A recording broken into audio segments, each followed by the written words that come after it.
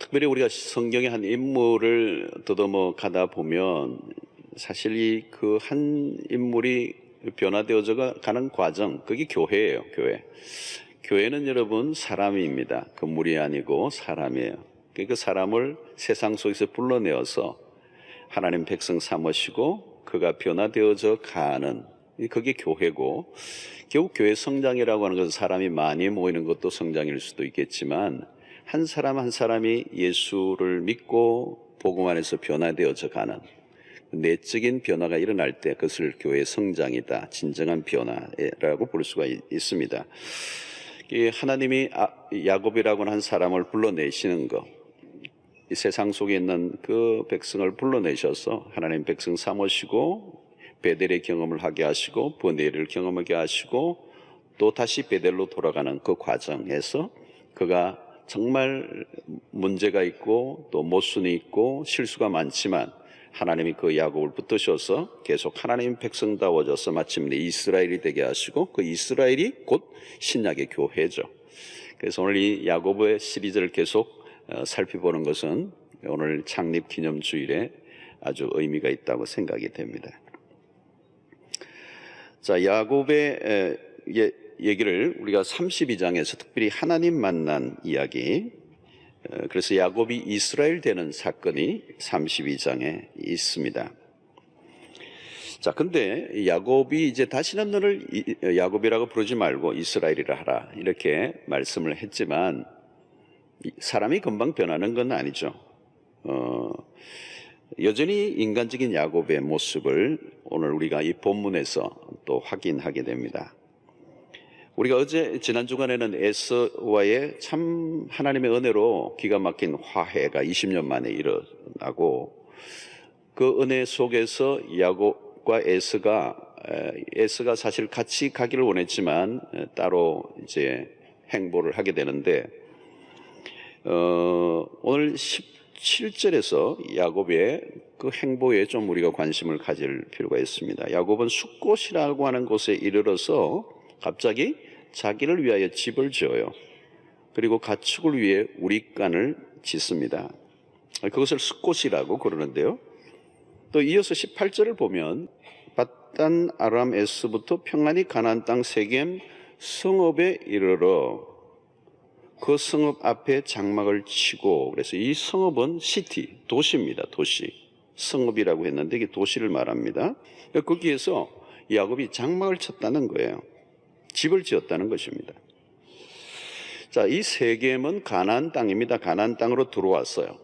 도시의 문명이 꽃을 피우는 그 한가운데로 들어왔습니다. 특별히 이 세겜은 당시에 사마리아라고 하는 그 사마리아의 아주 번영한 그 도시의 아주 중심부에 있는 수도에 가까운 도시가 이 세겜입니다. 근데 이 야곱이 여기에 장막을 친 것이죠. 정착을 목적으로 한 것 같아 보입니다. 여러분, 19절을 보면 세겜의 아버지 하몰의 아들들로부터 이 땅을 매입하는 장면이 나옵니다. 이 부동산을 매입했다는 이 말은 계속 흘러가야 될 사람이 부동산을 매입한 것은 정착을 목적으로 했다는 것을 알 수가 있습니다. 자, 그럼 왜 여기에 우리가 관심을 좀 가져야 되느냐? 무엇이 문제냐? 야곱이 여기에 머물고자 한 것, 이게 무슨 문제냐는 것입니다.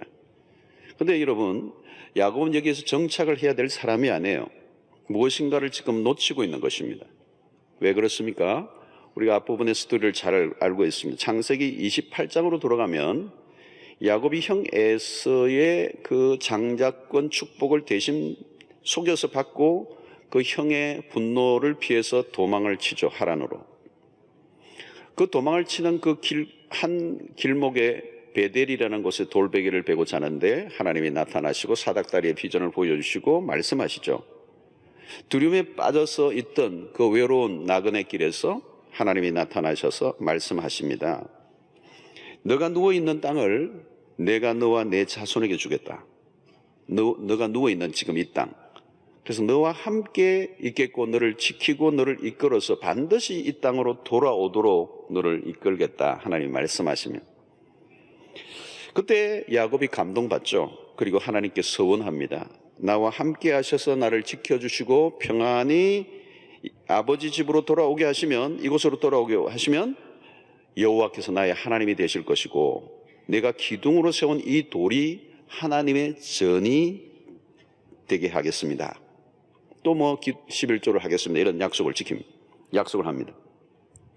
하나님은 그 야곱의 서원을 들으셨고 이제 그 모든 그 하나님의 은혜로 평안히 이제 돌아오게 하신 거예요. 그러면 이제 어디로 가야 되느냐면 베델로 돌아가야 하는 겁니다. 베델로 돌아가야 할 시간이에요. 그런데 여기 장막을 치고 정착하려고 하는 것입니다.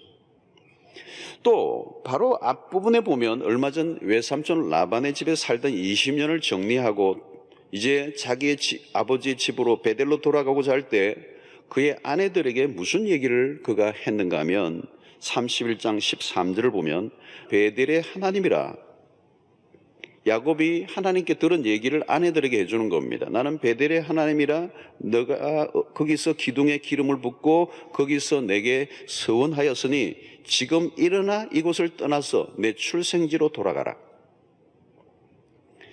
자, 그럼 베델의 하나님을 기억하고 그곳으로 돌아가야 한다고 라헬과 레아에게 말하고 있습니다. 근데 갑자기 코스를 바꾸었어요. 베델이 아니고 세겜이라는 곳에 지금 장막을 치고 있습니다. 자, 왜 야곱이 여기에 장막을 치고자 했을까요? 그동안 야곱이 돈을 꽤 많이 모았습니다. 재산을 많이 모았습니다. 가축들이 많아요. 그리고 나그네의 삶을 계속 살았기 때문에 불안정하게 살아왔는데 이제 좀 안정된 삶을 살고 싶은 겁니다. 그리고 이 소유하고 있는 것들이 가축들이기 때문에 시장에서 거래하고 이러려고 하면 도시가 훨씬 더 유리하죠. 예, 돈을 벌기에 유리한 도시. 이 세겜에 딱 들어오니까 갑자기 마음이 바뀐 것입니다. 매력적인 것이죠. 도시의 그 모든 문화가 상당히 매력적으로 느껴졌습니다. 성도 여러분, 이 도시라고 하는 것은 사람들의 영혼을 흔들어 놓는 화려한 것들이 널려져 있는 곳입니다. 그래서 성경은 이 도시를 조심하라고 얘기해요. 도시가 언제나 하나님을 대적하는 상징적인 하나님의 도성과 늘 대조를 이루는 곳이 이 세속 도시란 말이에요. 여러분, 이 도시는 항상 이 뭔가를 쌓아가는, 성을 쌓고자 하는 거죠. 자기의 그 보호를 위해서 인간 스스로의 힘으로 성을 쌓고 인간의 힘을 자랑하고 하나님을 대적하는 문화들이 만들어지는 곳이 도시예요. 이 도시가 매력적인 이유는 뭐냐면 하나님께 구하지 않아도 내가 원하는 것을 얼마든지 편리하게 얻을 수 있는 곳이 도시입니다. 여러분, 도시에 한번 빠져들면 헤어나오기가 힘들어요. 그래서 옛날에도 보면 농촌에서 도시로 가면 다시 돌아오지 않는 거죠. 도시에 아들을 빼앗기고 딸을 빼앗기고 이제 이런 문화를 우리가 알고 있습니다. 도시가 제공하는 편리함과 화려함에 순응하며 살려고 하면 하나님보다 세상을 더 의지하게 만드는 힘이 이 도시 안에는 강력하게 작동을 하고 있는 거예요. 성경은 하나님의 백성들을 순례자로 살기를 원하십니다. 정착이 아니고 성경적 삶은 유목민적 삶이에요. 여러분, 왜 정착이 문제인가 하면 정착이란 현실의 안정을 추구합니다. 이 현실의 안정이라고 하는 것은 인간의 기본적인 욕구죠. 문제는 이 정착이 정착으로 끝나지 않는다는 거예요. 정착은 집착으로 바뀌게 되고 그때부터 하나님보다 하나님이 주신 것에 더 집중하기가 쉬운 것이 이 정착 문화입니다. 여러분, 정착을 위해서 여러분 처음에 예를 들면 집이 필요하죠. 집이 필요하게 정착을 하면 집을 짓습니다. 근데 조금 지나면 그것으로 끝나지 않아요. 집이 조금 더 큰 집이 필요해요. 예, 또 좀 더 견고한 집들을 이제 찾게 되고 세월이 지나면 집 하나로 만족하지 않아요. 정착이라고 하는 것이 점점 더 소유하려고 하는 것입니다. 더 좋은 것, 더 많이. 여러분, 인간이 자신의 힘으로 가진 것들이 점점 많아지면 그러면 어떻게 되죠? 그때부터 하나님으로부터 점점 멀어져 가게 되는 것입니다. 하나님보다 자신이 의지할 만한 것들이 많아져 가는 게 문제예요. 도시의 문화는 더 많은 것을 가지라고 유혹합니다. 많을수록 좋다. 너의 안전을 위해 더 많은 것을 쌓아라. 이렇게 부추기는 것이죠. 소유가 곧 안정이다. 이런 등식을 가지게 되는 것입니다. 결국 어떻게 되죠? 내가 소유하고 있는 것을 계속 집착하다 보면 그 소유한 것에 내가 소유를 당하게 되는 거예요. 여러분, 이 도시라고 하는 것은 하루아침에 만들어진 게 아닙니다. 아주 오랜 역사 속에 도시가 만들어지는데, 이 도시가 만들어지는 것 안에는 굉장히 인간 중심의 하나님과 상관없는 그런 문화들이 그 도시의 어떤 중심적 사상과 생각의 중심이 되는 거예요. 그 안에는 풍요의 문화, 그죠? 경제의 논리, 이 풍요의 문화들이 아주 우상처럼 일어나는 것입니다. 그래서 도시는 하나님보다 인간에게 모든 것이 맞춰져 있어요. 하나님 중심이 되기 어려워요. 모든 게 인간 중심으로, 그래서 먹고 즐기는 이런 향락 문화들이 발달할 수밖에 없는 것입니다. 왜 그렇습니까?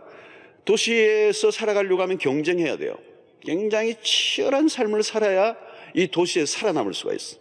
그래서 그 도시는 항상 불법이, 그리고 정의보다 불의가 더 성할 수밖에 없고 힘의 논리가 작동하는 것입니다. 그러니까 경쟁하고 치열하게 살아가다 보면 우리 안에도 도끼가 생기고 열기가 막 생기면 그것을 뭘로 풀어야 돼요? 향락으로 풀어야 돼요.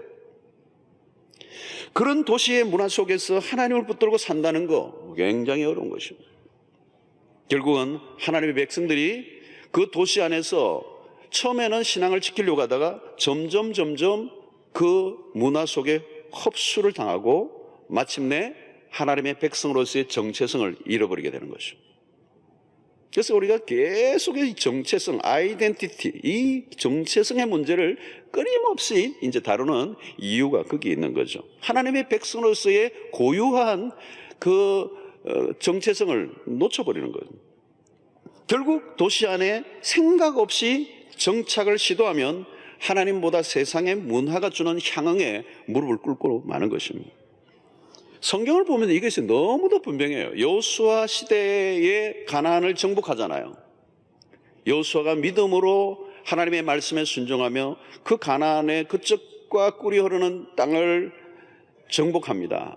그런데 사사기 시대가 돌입하면 여호수아와 그 이후에 함께 살았던 장로들의 시대가 지나면 다음 세대로 가버리면 하나님을 전혀 알지 못하는 세대가 나옵니다. 믿음의 대가 끊겨버리고 가나안에 임숙했던 이스라엘 백성들이 급속하게 가나안의 문화와 타협하고 맙니다.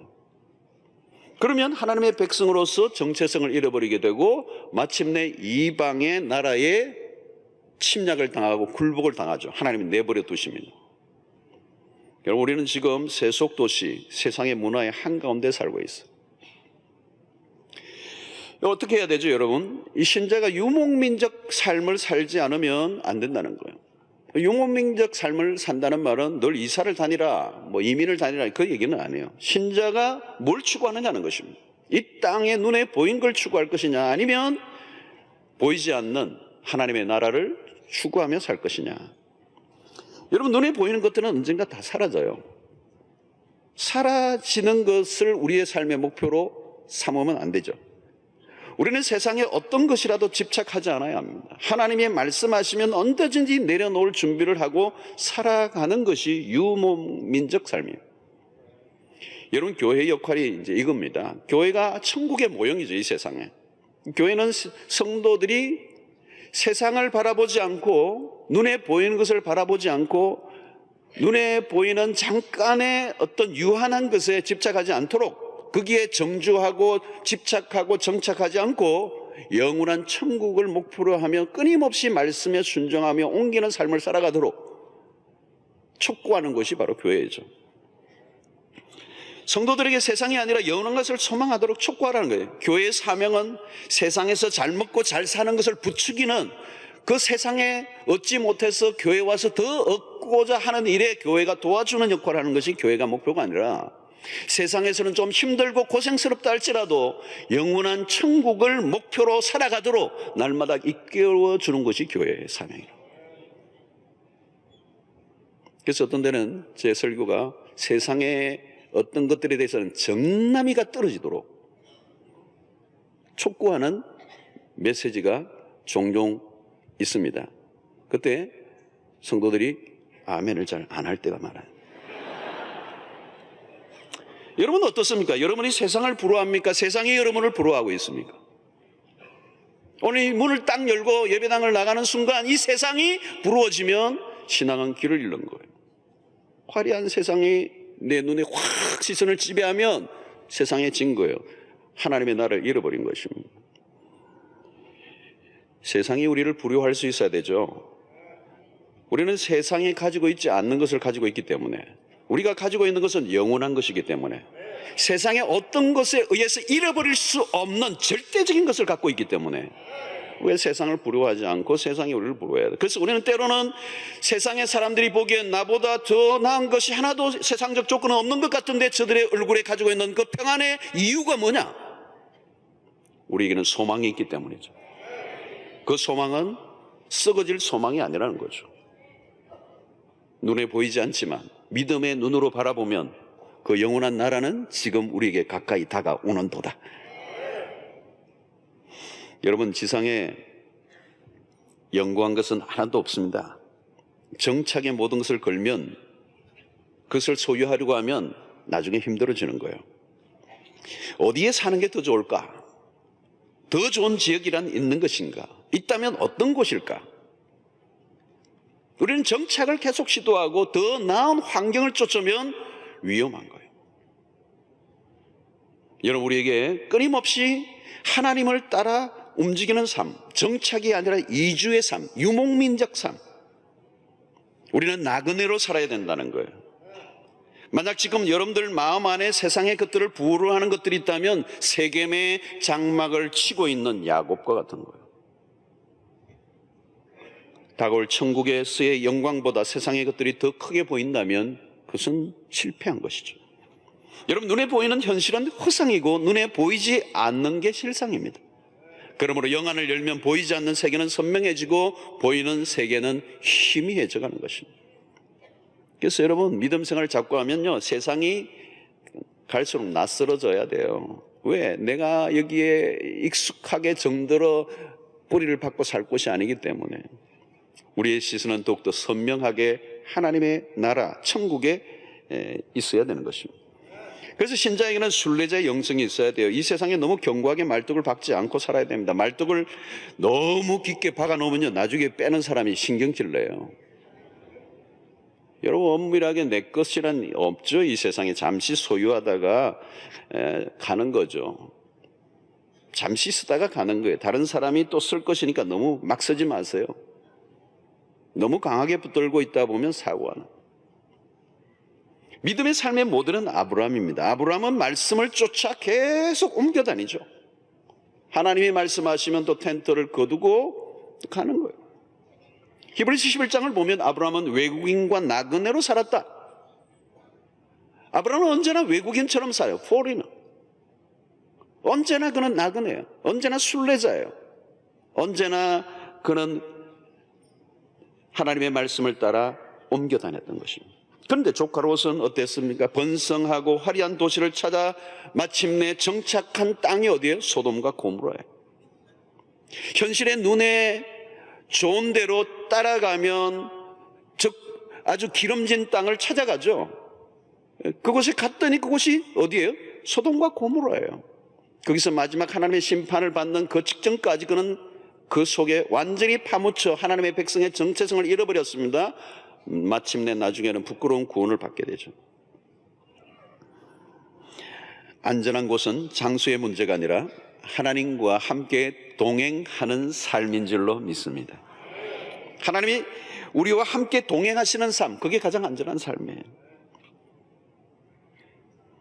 하나님과 결별하고 자신의 삶을 자기가 책임지고자 하는 순간부터 인간의 삶은 위험해지는 것입니다. 우리 교회 역시 이제 성을 쌓는 교회가 아니라 여기까지 주신 하나님의 그 은혜, 축복, 이런 것들을 이제 우리의 삶의 안정됨을 얻기 위한 어떤 일들이 아니라 이제 계속 그 힘을 나누고 베풀고 헛는 일에 힘을 써야 될 줄로 믿습니다. 말씀을 들고 세상으로 나가야 되는 거예요. 부르심을 받고 이제 계속 옮겨 다녀야 되는 거예요. 정주하면 안 된다. 사역에서도 늘 터줏대감이 되어 한 곳에서 기득권을 행사하면 안 돼요. 힘이 생기면 위험한 것이죠. 힘을 쌓아놓으려고 하면 안 되는 것입니다. 내가 어느 영역 속에 폼을 잡고 있다면 그곳은 세겜이 될 수가 있습니다. 교회는 여러분들이 세상의 유혹에 빠지지 않고 세상을 너무 좋아하지 않도록 계속 정을 떼게 하는 것입니다. 하나님보다 하나님이 주신 것을 더 좋아하지 않도록 계속 일깨우고 눈에 보이는 세상이 아니라 보이지 않는 영원한 하나님의 나라의 시선을 고정하도록 우리가 계속 노력해야 하는 것입니다. 야곱은 그야말로 하나님의 은혜로 평안히 돌아왔어요. 험악한 시간들을 보내는 동안에 그 구비구비마다 하나님이 지켜주셨습니다. 그와 동행하셨습니다. 모든 것은 은혜였습니다. 이제 해야 될 일은 야곱이 약속을 지켜야 될 때예요. 베델로 돌아와 하나님의 전을 세우고 하나님께서 내게 주신 모든 것에서 10분의 1을 내가 반드시 드리겠습니다. 이제 그 약속을 지켜야 될 때예요. 그런데 무엇이 실패입니까? 하나님이 축복하시고 은혜를 주신 것을 잊어버리고 자기가 딴짓을 하는 거예요. 여러분, 이스라엘 역사를 보거나 우리의 삶도 마찬가지입니다. 하나님이 축복하시고 은혜를 주시면 이제 이 평안한 삶을 허락하셨다면 이전보다 더 열심히 주를 위해 살아야겠다는 결단보다 하나님이 주신 축복에 정신이 빠져 하나님을 섬기기보다 세상을 섬기는 배신을 하는 거죠. 오늘 여러분, 우리 한국교회도 마찬가지. 이 민족이 이렇게 번성할 수 있었던 것은 하나님의 은혜였죠. 근데 너무 찢어지게 가난했던 그 민족 속에 하나님 밥만 먹게 해주세요. 주를 위해 살겠습니다. 밥 먹게 해주면 어떻게 해요? 배가 부르면 교만하여 하나님을 모른다.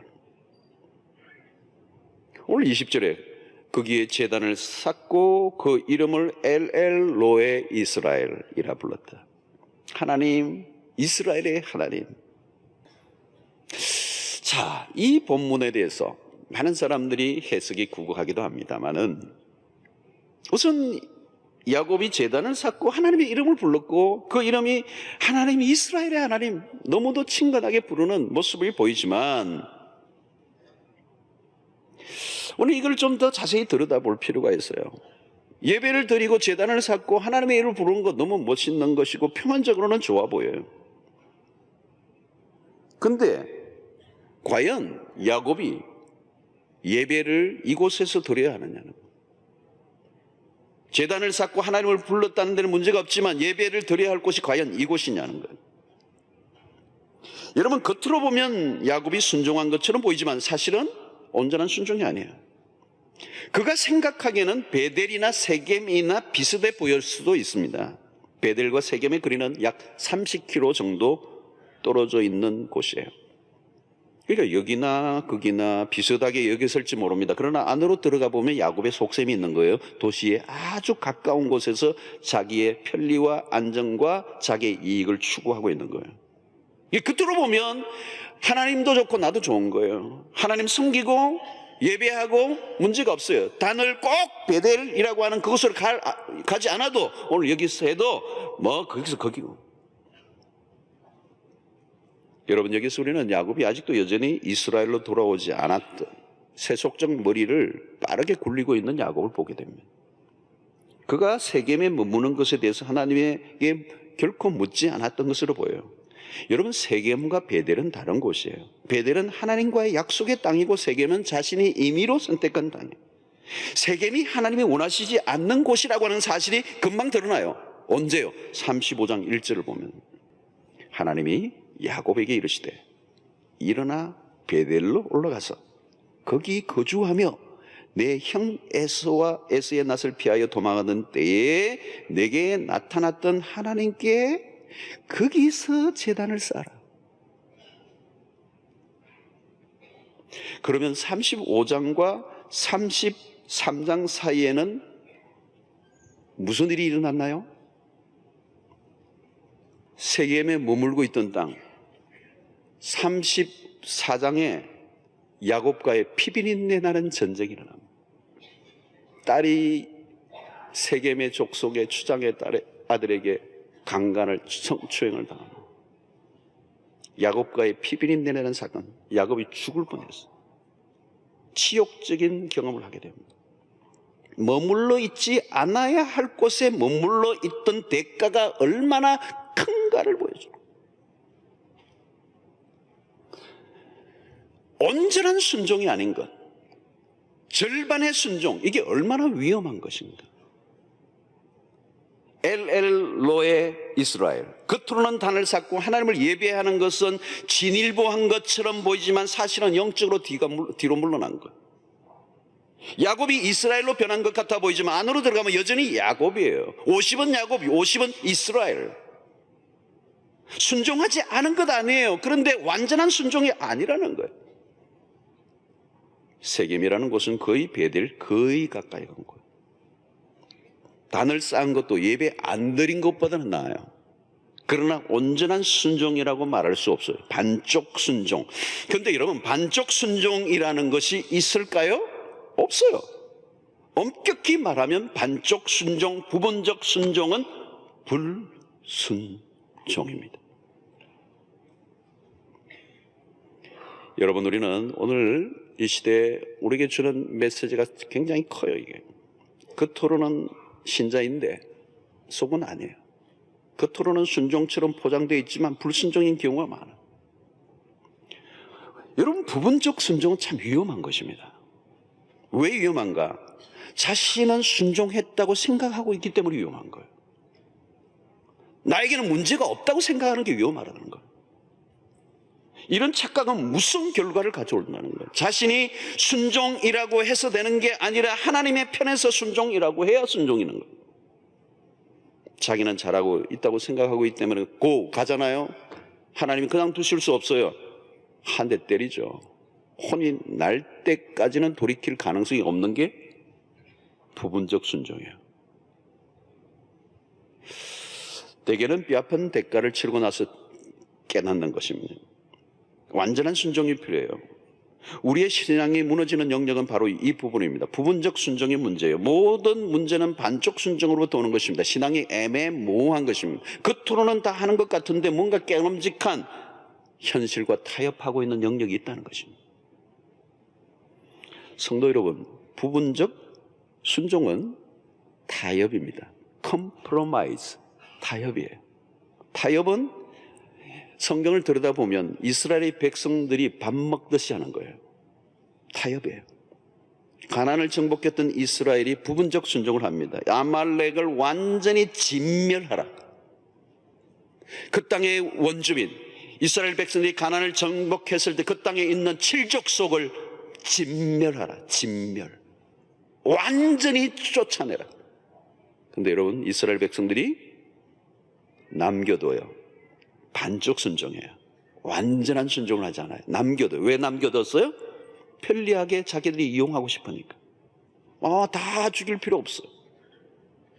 근데 그 땅의 문화가 얼마나 무서운가를 몰랐던 거죠. 그 땅에 숨겨둔 우상들이 얼마나 강력한 것인가를 그들이 몰랐던 거예요. 결국 그 온전히 순종하지 않은 남겨둔 원주민이 이스라엘의 가시, 옆구리의 가시가 되고 올무가 되고 화근이 되는 거예요. 성도 여러분, 하나님은 아세요. 하나님을 속일 수는 없어요. 하나님은 우리의 행동만 보시는 게 아니고 우리의 마음도 보세요. 우리의 숨겨진 동기를 보세요. 우리는 잊지만 하나님은 잊지 않으시는 약속들이 있어요. 하나님은 야곱과의 약속을 지키셔서 그가 평안히 돌아오도록 하셨습니다. 그런데 야곱은 하나님의 축복과 인도하심을 온전히 받아들이지 않았어요. 부분적 순종은 영적으로 후퇴하게 만듭니다. 야곱은 이상하게도 계속 다시 뒤쪽으로 물러나고 있는 거죠. 이스라엘로 살아야 되는데 야곱으로 후퇴가 하는 거예요. 백슬라이딩을 하는 것입니다. 영적 후퇴는 위험한 것입니다. 그것에 무슨 일이 일어날지 모릅니다. 여러분, 우리 우연히 무슨 사고가 터지는 게 아니에요. 우리의 실패의 지점에 가보면 우리의 반쪽 순종, 불순종이 있습니다. 여러분, 신자가 대놓고 불순종하고 나쁜 짓 하는 사람은 많지 않습니다. 겉으로 보면 누구나 큰 문제가 없어 보여요. 또 나름대로 신앙생활을 잘하고 있다고 생각할 수도 있습니다. 그러나 자세히 들여다보면 우리 안에 온전히 하나님 앞에 순종하지 않은 영역들이 곳곳에 뿌리를 내리고 있다는 사실을 발견하게 되는 것입니다. 야곱이 제단을 쌓고 하나님의 이름을 불렀지만 은밀히 들여다보면 하나님이 원하시는 예배가 아니었습니다. 그 자신이 생각하는 예배였어요. 하나님을 위한 제단이라면 하나님이 원하시는 방식의 제단이었습니다. 마찬가지로 우리가 주일 예배만 드렸다고 하나님에 대해서 할 일을 다 했다고 생각하면 착각이죠. 겉은 신자로 사는데 내용을 들여다보면 전혀 아닌 것들이 얼마나 많습니까? 야곱은 아직 변하지 않았습니다. 그는 야곱과 이스라엘을 오고 가고 있는 거죠. 끊임없이 이중적인 삶, 야누스적 삶을 살고 있습니다. 왔다 갔다를 하는 거예요. 어느 날은 야곱, 어느 날은 이스라엘. 여러분, 우리도 신자로 살지만 때때로 세상의 사람들에게 비춰지는 우리의 모습이 그거 아닐까요? 어느 날은 신자예요, 어느 날은 신자가 아니에요. 사실 야곱의 스토리를 보면서 우리는 한 사람이 얼마나 변하기 어려운가를 계속 확인하게 됩니다. 오늘 우리도 마찬가지입니다. 우리 자신이 변하는 게 얼마나 어려운지. 오늘 교회 40년의 역사를 바라보며 그리고 이 교회와 함께 나왔던 이 신앙, 이 연조, 내 세월을 바라보며 내 신앙이 얼마나 변했는가. 어떤 데는 낙심이 될 때가 있어요. 목회자도 어떤 데는 낙심이 될 때가 있어요. 사람이 잘 안 변해요. 그래서 사실 우리 자신에게 소망을 건다면 소망이 없어요. 내가 나를 바라보면 소망이 없는 거예요. 그러나 야곱의 스토리를 통해서 우리가 확인하는 것은 뭡니까? 야곱의 인생에 야곱 자체로만 두었다면 그는 정말 야곱으로 끝났을 거예요. 그러나 하나님이 이스라엘로 불러주시고 그의 인생을 하나님이 붙드시고 계시는 거죠. 그를 계속 이끌어 주시는, 그의 실수와 연약함과 허물과 많은 무너짐에 통해서도 하나님은 계속 야곱을 붙드시고 그를 이스라엘다워질 때까지 포기하지 아니하시는 하나님의 열심이 있었기 때문에 야곱이 이스라엘이 된 것입니다. 오늘도 여러분, 오늘 우리의 삶이 우리에게 소망이 있는 게 아니라 하나님에게 소망이 있는 줄로 믿습니다. 하나님이 우리를 이끌어 주실 줄로 믿습니다. 하나님이 우리를 변화시켜 주실 줄로 믿습니다. 온전한 순종이 필요한 것이죠. 사랑하는 성도 여러분, 신앙은 철저해야 합니다. 자기 편리한 대로 신앙생활을 하면 안 됩니다. 내가 잘했다고 하면 안 되고 하나님이 잘했다고 칭찬을 해 주셔야 되는 거죠. 우리는 우리식으로 섬기려고 합니다. 하나님, 이 정도면 괜찮죠? 저 인간보다는 낫잖아요. 이 정도면 평균 이상은 하잖아요. 여러분, 우리가 가장 많이 실수하는 것 중에 하나는 이 합리화. 우리 스스로 자기를 정당화하는 것을 말하는 거예요. 우리 자신에게 너무 후한 점수를 주고 기준을 확 낮춰버리는 것입니다. 그러나 여러분, 그것이 우리의 삶의 목표가 되면 안 되죠. 다른 사람이 우리의 삶의 기준이 되면 안 되죠. 우리의 기준은 절대 진리이신 하나님의 말씀인 줄로 믿습니다. 자, 우리 교회가 이제 40년을 맞으며 우리의 신앙을 이제 점검하기를 원하고 이제 새로운 시대를 향하여 출발해야 될 매우 중요한 역사의 변곡점, 전환기에 우리는 서 있습니다. 지금은 여러분, 기독교적으로 한국교회가 부흥기가 아니에요. 역사적으로 보면 쇠퇴기 가운데서도 상당히 시간이 흘렀어요. 한국 기독교사로 보면 1992년을 기점으로 해서 디클라인, 쇠퇴기에 들어갔어요. 상당히 오래 지났어요. 오늘 이 한국교회 안에 우리는 세속화의 물길이 거대해요. 많은 사람들이 세겜에 정착해 있어요. 도시의 문화의 화려, 세상의 문화에 빠져 있어요. 세속의 물결이 거대하게 밀려 들어오고 있어요.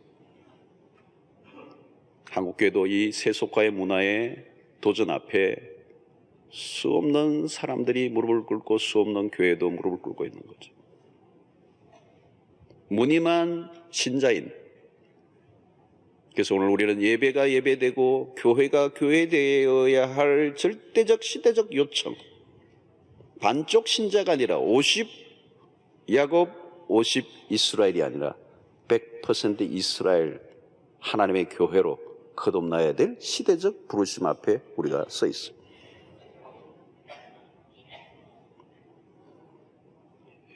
한국 기독교 역사가 이제 흘러가면서 몇십 년을 흘러가면서 이제는 한 가정에서도 기독교의 대가 3대,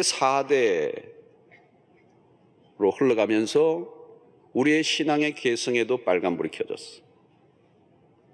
한 세대가 믿음으로 강력하게 세워지지 않으면 그 다음 세대는 하나님을 알지 못하는 세대가 일어나는 거예요.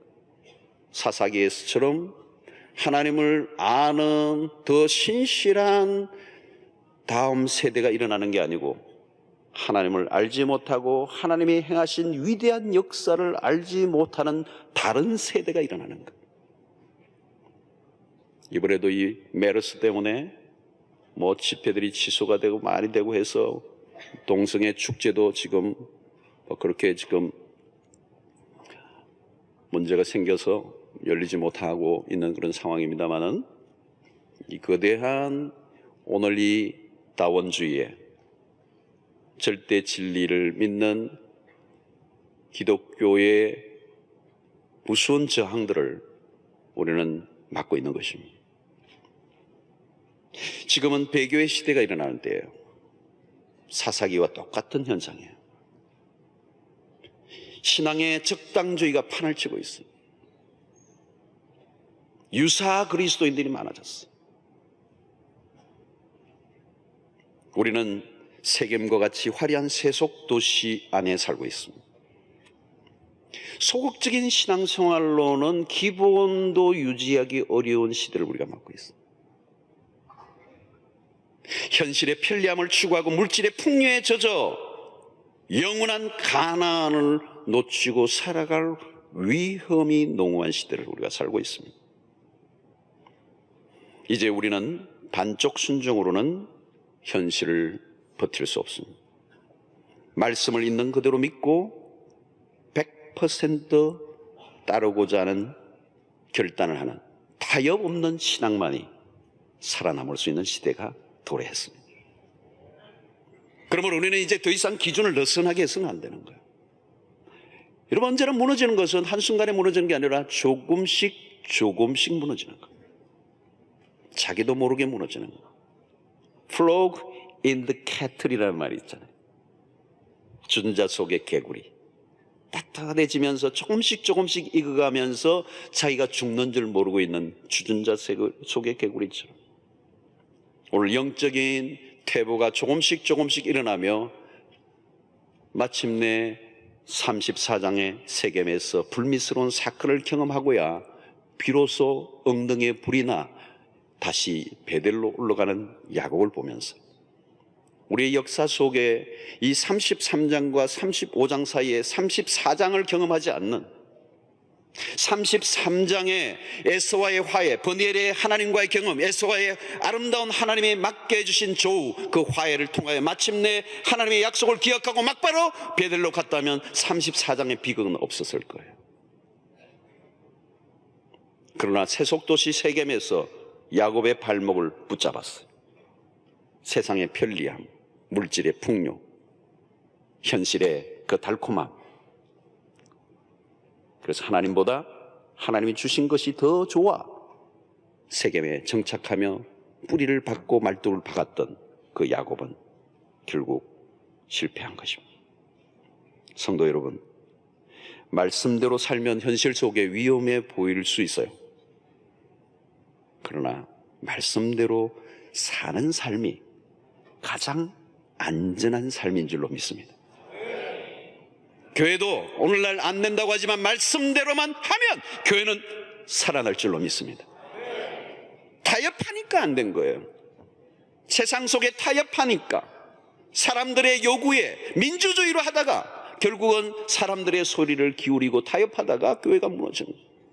세상과 비슷해져 버렸기 때문에 교회는 세상에서 힘을 잃은 것이죠. 말씀을 말씀으로 믿고 순종하면 그 교회는 음부의 권세가 흔들지 못하는 강력한 불멸의 교회가 될 줄로 믿습니다. 여러분, 100% 순종하면 인생 승리할 줄로 믿습니다. 사업도 하나님의 말씀대로 하면 될 줄로 믿습니다. 현실은 안 될 것 같아 보이지만 진리는 영원하리라.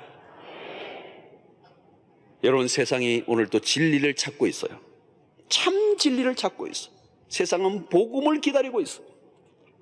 얼마 전에도 우리가 전도 축제를 했지만 저녁 집회 때 그냥 말씀을 제가 그냥 성경 구절을 읽고 그냥 그 말씀을 설명했어요. 제가 제 말을 안 붙이려고 그랬어요. 제 뭐 화려한 말을 막 덧붙이려고 안 하고 그냥 말씀, 하나님이 세상을 이처럼 사랑하사 독생자를 주셨으니 이는 그를 믿는 자마다 멸망치 않고 영생을 얻게 하려 하심이니라.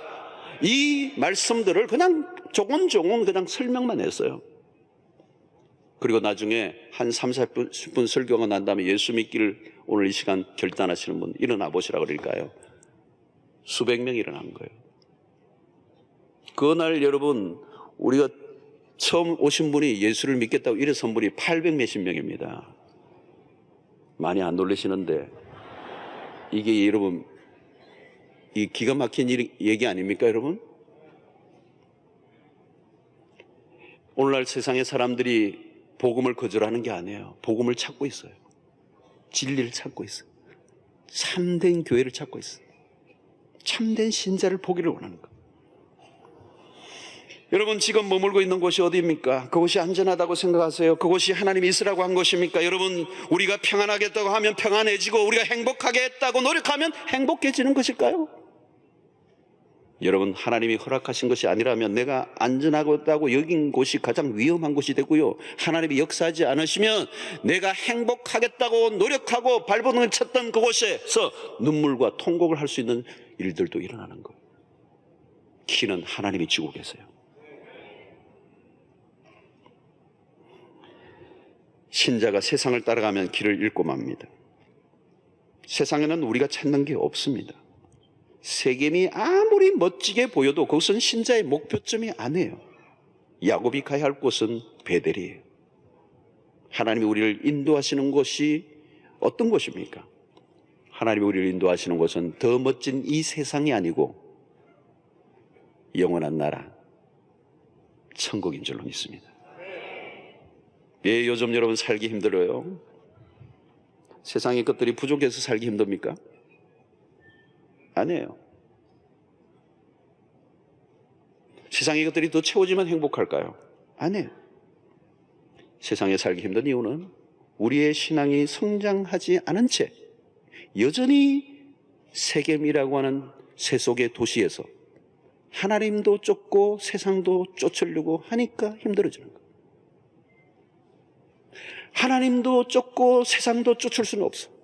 하나만 선택해야 돼. 그때 답이 나와요.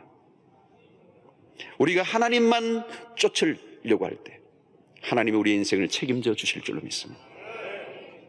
여러분, 야곱과 이스라엘 같이 살 수는 없어요. 야곱이 되든지 이스라엘이 되든지, 세상을 쫓든지 하나님을 쫓든지 둘 중에 하나를 선택해야 돼요. 50 야곱, 50 이스라엘, 그게 하나가 될 수는 없는 거예요. 오늘 여러분, 우리에게서 우리의 신앙이 뭘까요? 끊임없이 야곱의 그 성향을 걷어내고 이스라엘로 나아가야 되는 것입니다.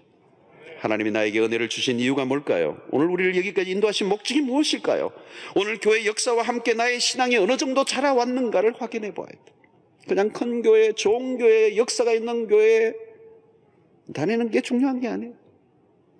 오늘 역사 속에 오늘 이 한 시점에서 나의 신앙을 점검하고 새로운 시대를 향하여 하나님이 부르신 그곳을 향하여 거침없이 나아가는 표대를 다시 한번 확인해야 되는 날인 줄로 믿습니다. 오늘 이제는 우리의 신앙을 그저 내버려 둔다면, 소극적으로 내버려 둔다면 아무도 보장할 수 없는 시대를 살고 있습니다. 여러분, 교회는 곧 우리 한 사람이에요. 한 사람 한 사람이 교회입니다. 세월에 걸맞은 수준에 내 신앙이 올라서 있는지 아니면 뒷걸음질을 치고 있는지를 확인해 보아야 하는 것입니다. 세속화 시대, 세속 도시의 한가운데서 우리가 바라보고 있는 것이 무엇인지를 다시 한번 확인하면서 야곱이 변하여 이스라엘이 될 때 하나님은 그 이스라엘을 통하여 역사 속에 하나님의 축복을 흘려보내는 통로로 삼으시는 것입니다. 오늘 신약의 이스라엘, 하나님의 백성, 신약의 교회, 오늘 우리 성도 모두가 다 이스라엘로 변화되어질 때 하나님은 우리를 통하여 이 세상 가운데 하나님의 나라를 보여주고 확장하고 세상 속에 천국의 모형으로 이 세상 속에 도전하는 하나님의 사람으로 서가게 될 줄로 믿습니다. 세상을 소망하지 않고 하나님의 나라를 소망하고 이스라엘로 변하여 이 세상의 사람들이 우리를 바라보며 천국을 바라보며 천국의 소망을 가질 수 있는 그런 삶을 살아가는 여러분들 되시길 바라고, 우리 교회가 이 세속의 한가운데 해운대에서 오늘 세상의 하나님의 나라 천국을 선포하고 나팔을 부는 그 당당한 우리의 자존심을 지켜나가는 이 일에 40년이 더욱더 귀하게 쓰여지는 역사가 있게 되기를 축원합니다.